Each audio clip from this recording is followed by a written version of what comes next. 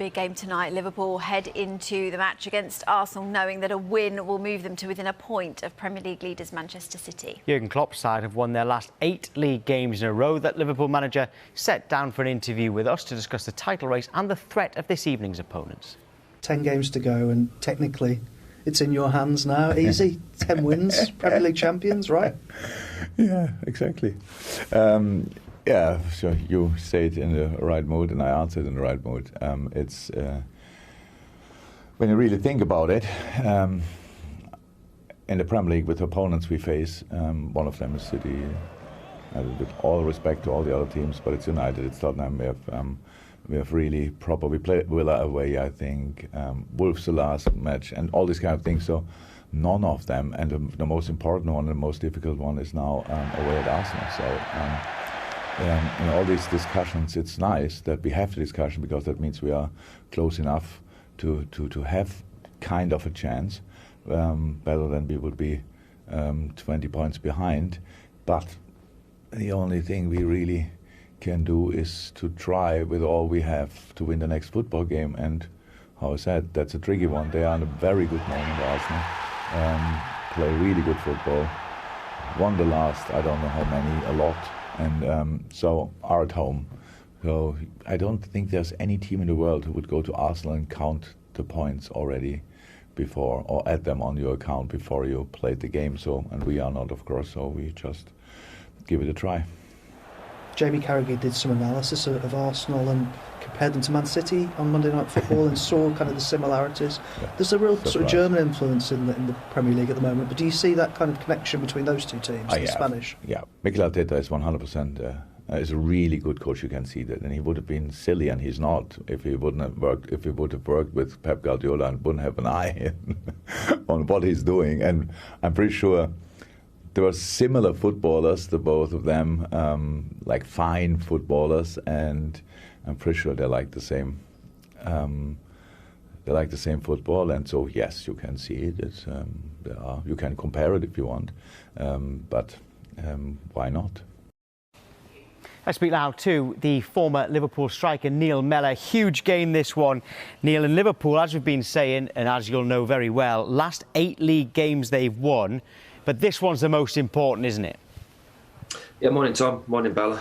Absolutely, Liverpool have been flying in a fantastic position and got themselves involved to challenge for this Premier League title. I think it was a couple of months back. City's lead was a really big lead, and it was going to be a big ask for Liverpool to try and close that gap. But I've done it by being on this run, like you say, 8 Premier League wins in a row. Now this is the game in hand, and what an opportunity it is to close the gap to 1 point and maintain that pressure on Manchester City. We saw on Monday night City's performance against Palace was really good, lacking that little bit of luck, didn't get the 3 points, and I think we're in for a cracking last 10 games of the Premier League season between these two teams. Well, Neil, Mo Salah trained ahead of this one. Klopp said that he needs to have more protection from referees. Do you think he gets harshly treated? I thought that's what VAR was for, wasn't it? If used properly.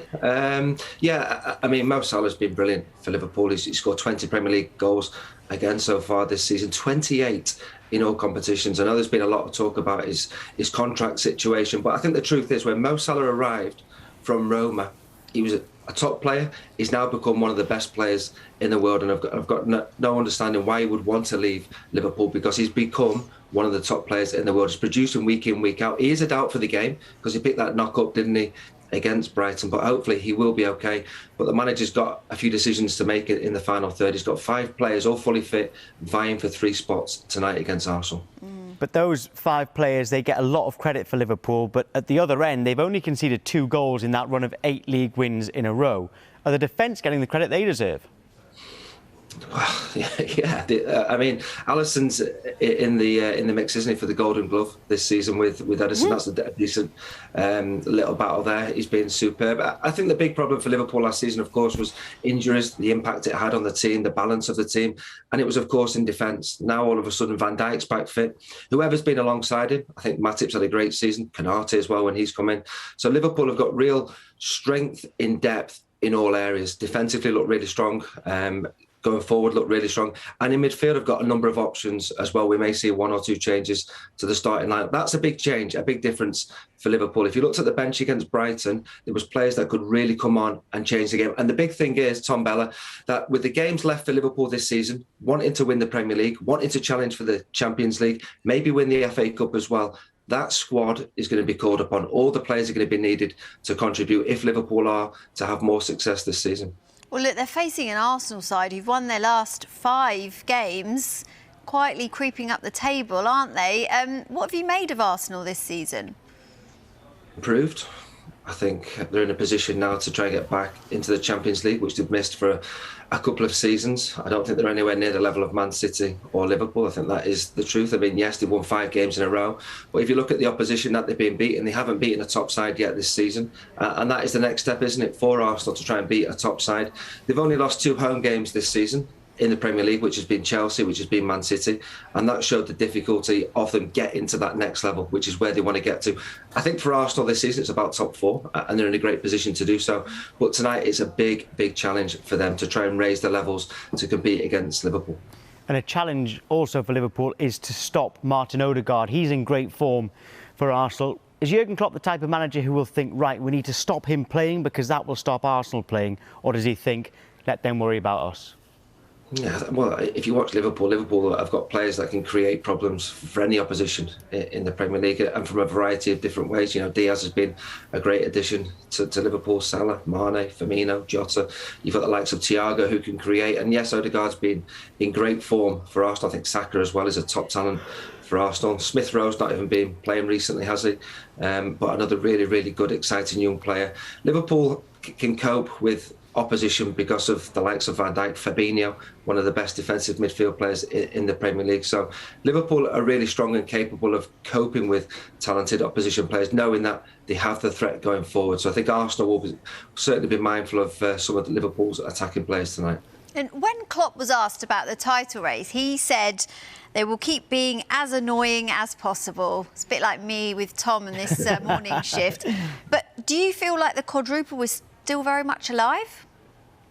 Well, Liverpool can compete for those, absolutely. I think the big thing is for Liverpool have proven over the last few years that they can win the biggest trophies. They've won the Premier League, of course. They've won the Champions League, and that's huge. There is a belief within that squad at Liverpool that they can win the biggest trophies. Now, I know we're talking about Liverpool winning maybe 4 of the trophies this season.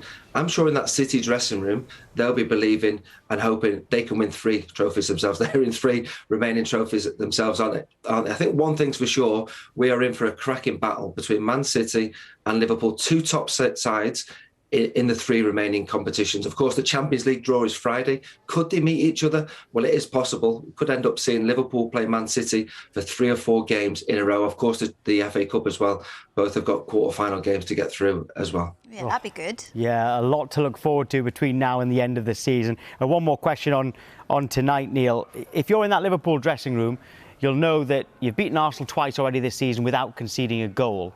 Do you go in with a little bit more confidence because of that? Yeah, I think the lads will take a boost as well from Monday night, seeing that Palace took a point off Man City, City dropping 2 points. And the talk will be, this is an opportunity to close that gap to 1 point and really put more pressure on Manchester City. I thought that was a bonus for Palace to take a point off City. The belief is there, the confidence is there from Liverpool in absolutely fantastic form. We'll be aware, of course, of how well Arsenal have been playing, but if Liverpool play to their levels, Arsenal will certainly need a little bit of luck on the side to get something from this one tonight. Neil, thanks ever so much. Great to talk to you. Thank you.